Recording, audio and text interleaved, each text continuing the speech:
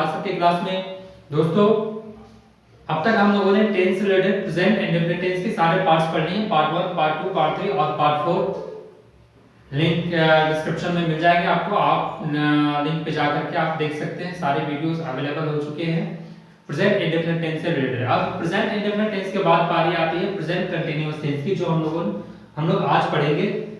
Present continuous tense it means इसमें क्या होता है कि कोई एक्शन हमारा जो होता है at the time of speaking वो कंटिन्यू होता है। फॉर एग्जांपल मैं आप लोगों को पढ़ा रहा हूं, तो पढ़ाने का हमारा एक्शन अभी कंटिन्यू। तो इस तरह के सारे सेंटेंसेस होते हैं जो हम लोग पढ़ेंगे प्रेजेंट इन कंटीन्यूअस टेंस में। तो दोस्तों आगे बढ़ने से पहले अगर अभी तक आप हमारे चैनल पे नए हैं और हमारे चैनल को आपने सब्सक्राइब नहीं किया तो प्लीज जल्दी से जल्दी हमारे चैनल को सब्सक्राइब कर ले, बेल आइकन को प्रेस करें, साथ ही साथ ऑल पे क्लिक करें, लाइक शेयर और कमेंट जरूर करें। और कमेंट के जरिए आप अपनी राय हमें दे सकते हैं, आपको क्या पढ़ना है मैं आपको पढ़ाऊंगा। तो हम लोग यहाँ देखते हैं प्रेजेंट कंटीन्यूअस टेंस।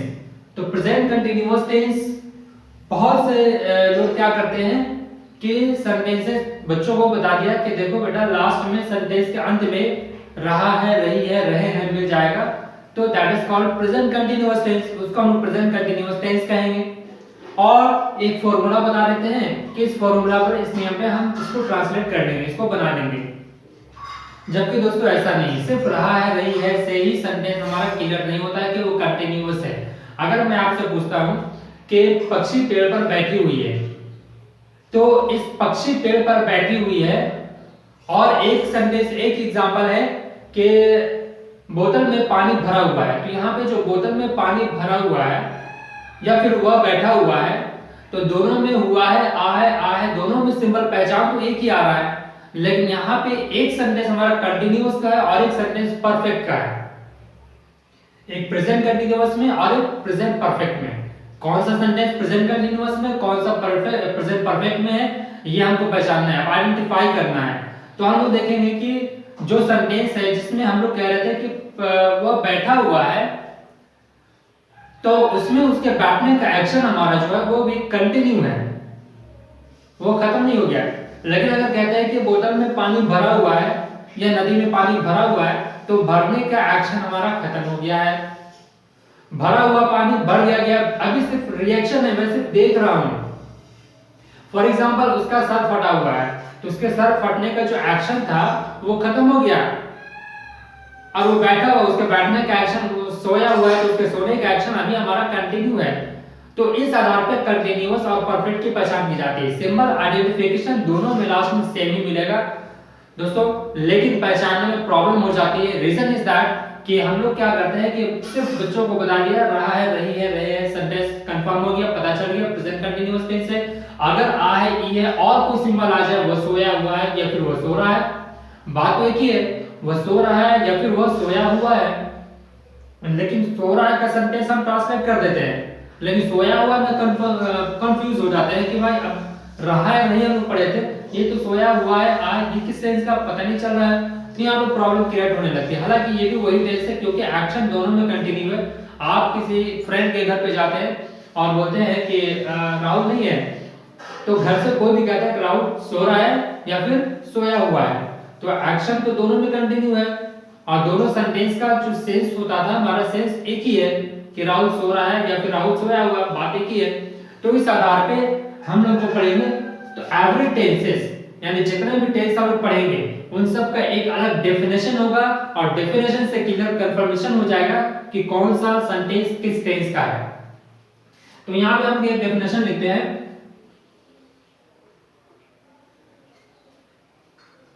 जैसे जैसे मैं डेफिनेशन लिखता जाऊं और भी स्ट्रक्चर लिखता जाऊंगा, आप वीडियो को पॉज कर लें और पॉज कर करके आप लिख सकते हैं। तो डेफिनेशन कहता है it shows that an action is being done at the time of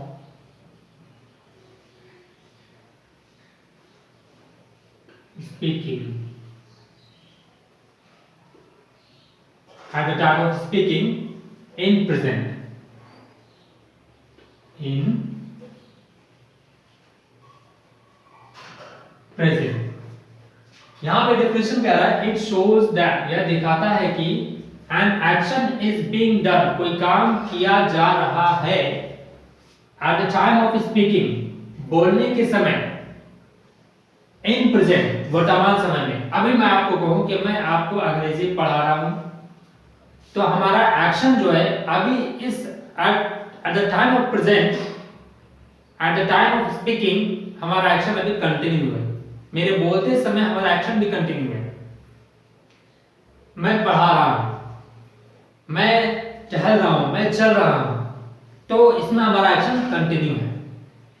अब एक एग्जांपल ले लेते हैं।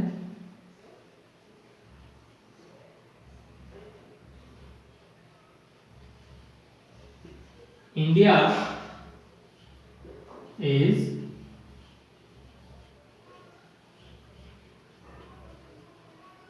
progressing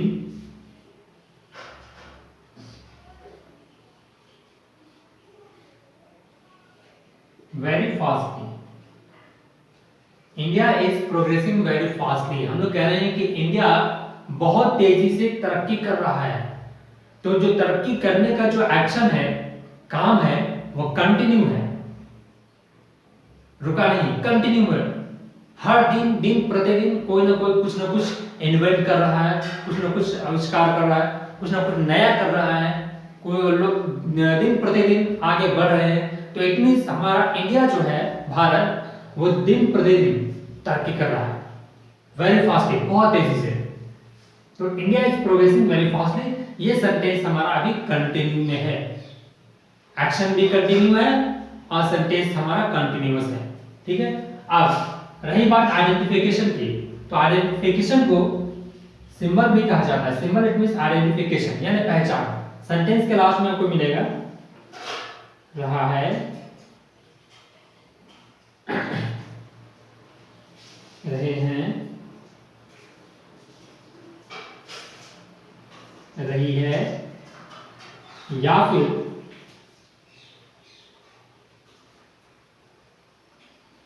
आ है, ए है, ई है। ये आपका आ गया सिंबल आइडेंटिफिकेशन। आ है, ए है, ई है। ये तो हम लोग जान रहे थे कई सालों से, रहा है, रही है, रहे हैं, रहा है, रही है, रहे हैं, ता है, ती है, ते, ये तो पुराना हो चुका है, बहुत पुराना हो चुका है, ये हम जान रहे हैं ऑलरेडी। अब इसमें एक ट्विस्ट आ गया है आपका, आ है, ए है, ई है, जो बिल्कुल यूनिक है। और सेंटेंसेस जो हम लोग यूज करते हैं डेली लैंग्वेज में, उस अकॉर्डिंग पे जो बोला जाता है वो ये और ये दोनों मिक्सअप होता है। जैसे राम सो रहा है या फिर राम सोया हुआ है। अच्छा ये बताइए, आप बैठे हुए हैं, तो कोई कहता है कि आप बैठ रहे हैं, मैं खड़ा हूं, तो कोई कहता है मैं खड़ा रहा हूं, नहीं, हर चीज में रहा है, ये नहीं होता है। तो सेंटेंस को पहचानिए कि सेंटेंस में एक्शन हमारा कंटिन्यू है कि नहीं। आप रहा है, रही हो, या फिर आ है, ये है, या फिर और भी कुछ हो सकता है, बोलने के ऊपर डिपेंड करता है। तो एक्शन जब हमारा कंटिन्यू होगा, then that is called continuous tense. तो ये हमारा प्रेजेंट कंटिन्यूअस टेंस का आइडेंटिफिकेशन हो गया। अब हम यहाँ पे एक स्ट्रक्चर लिखते हैं, बनाने का नियम, स्ट्रक्चर्स।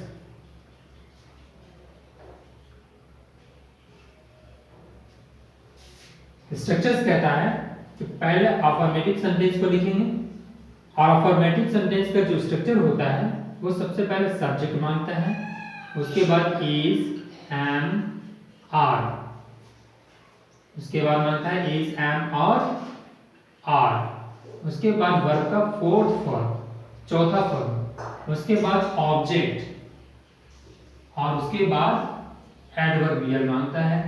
अब ये हमारा अफर्मेटिव सेंटेंस का स्ट्रक्चर हो गया, subject plus is, am, are plus verb का fourth form plus object plus adverbial.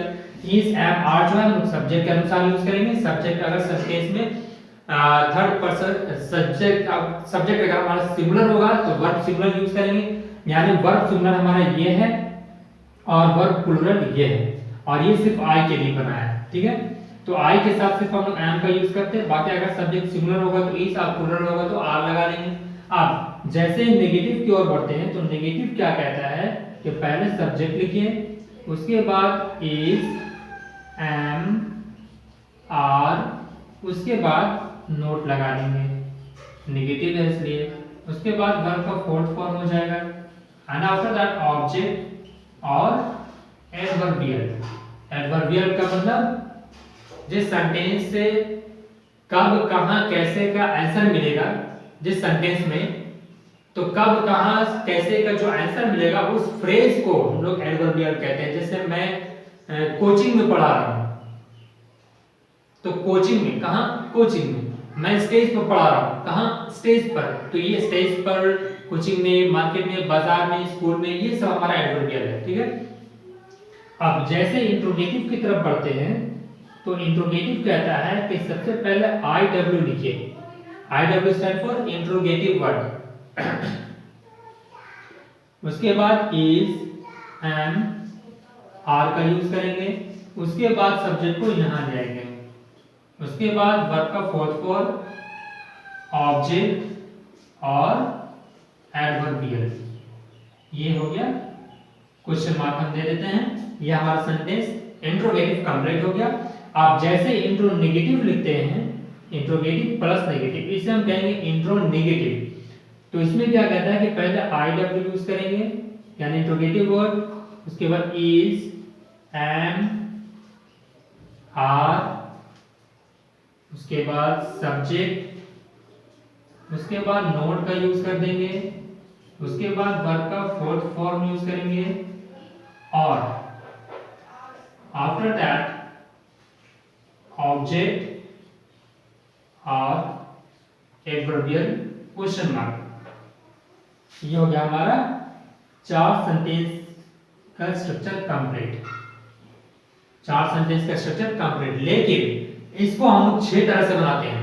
मैंने आपको बताया था लास्ट वीडियो में कि अफर्मेटिव सेंटेंस हो गया हमारा 1, नेगेटिव सेंटेंस हो गया 2, और इंट्रोगेटिव के 2 पार्ट्स होते हैं, एक होता है प्लेन और एक होता है कंबाइन। तो प्लेन में हो गया नंबर 3, कंबाइन हो गया नंबर 4, और उसी तरह से इंट्रो नेगेटिव में एक होता है प्लेन और एक होता है कंबाइन, यानी नंबर 5 और नंबर 6। प्लेन क्या होता है? प्लेन वो होता है कि जिससे हाँ या ना कैंसर मिले। क्या तुम खा रहे हो? हाँ या फिर ना। अब तुम क्यों खा रहे हो? तो ये हमें आंसर हाँ या ना में नहीं देना है, ये हमें डिटेल में आंसर देना पड़ेगा। तो हमारा कंबाइंड इंट्रोगेटिव हो गया, और जो हाँ या ना में आंसर देना पड़ा वो प्लेन इंट्रोगेटिव हो गया। यहाँ तक क्लियर था? अब एक एग्जांपल हम लोग यहाँ पे लिख देते हैं, देखते हैं।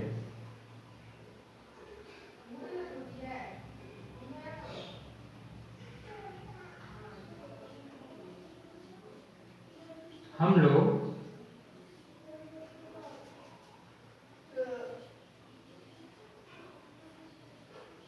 मंच पर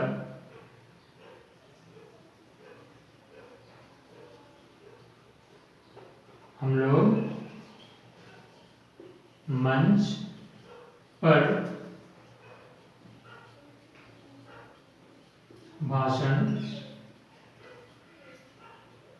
दे रहे हैं।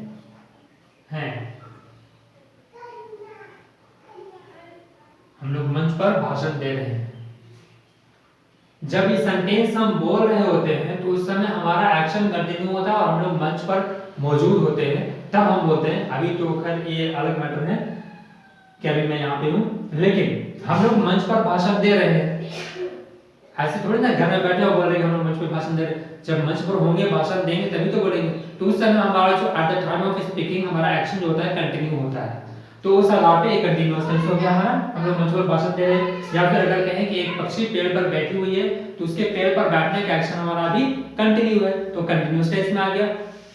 आप लोग बैठे हुए हैं, वो सोया हुआ है, तो इसमें सोने का एक्शन, बैठने का एक्शन हमारा continue, that is called continuous tense and that comes under continuous tense. तो रहा रहिए के साथ साथ हमारा आ है, ए है, ई है, that is both are continuous, both are the symbol of continuous tense। ठीक है, प्रेजेंट कंटीन्यूअस टेंस। तो हम लोग मंच पर भाषण दे रहे हैं, इस आधार पे पहले हम अफर्मेटिव बनाते हैं। अफर्मेटिव में क्या कहता है रूल, पहले सब्जेक्ट लिखिए। सब्जेक्ट इसमें क्या है, कौन। हम लोग जैसे हम कौन लगाते हैं सेंटेंस में, हमें पता चल जाता सब्जेक्ट कौन है। तो सब्जेक्ट पता चल गया हम लोग हैं, हम यहाँ पे वी यूज कर देते हैं, वी में हम लोग। उसके बाद इज एम आर, हमने कहा था कि सब्जेक्ट अगर सिंगुलर होगा तो वर्ब सिंगुलर लगाएंगे, अगर सब्जेक्ट प्लूरल होगा तो वर्ब प्लूरल। तो वी यहाँ पे प्लूरल है क्योंकि हम लोग हैं, एक से ज्यादा है, तो वी के साथ हम आर का यूज कर देंगे, और एम तो सिर्फ आई के लिए बना है, तो वी आर हो गया। उसके बाद वर्ब का फॉर्म, वर्ब इसमें मेन वर्ब जो हमारा भाषण देना है, भाषण हमारा ऑब्जेक्ट हो गया और देना हमारा मेन वर्ब हो गया। तो देना हम लोग दे रहे हैं, तो दे रहे हैं क्या होगा, डिलीवरिंग। यहाँ पे डिलीवर मींस होता है भाषण देना, डिलीवर यूज करते हैं भाषण देने के लिए। तो वी आर डिलीवरिंग, हम लोग दे रहे हैं क्या, भाषण, स्पीच। कहां दे रहे हैं, मंच पर, ऑन द स्टेज।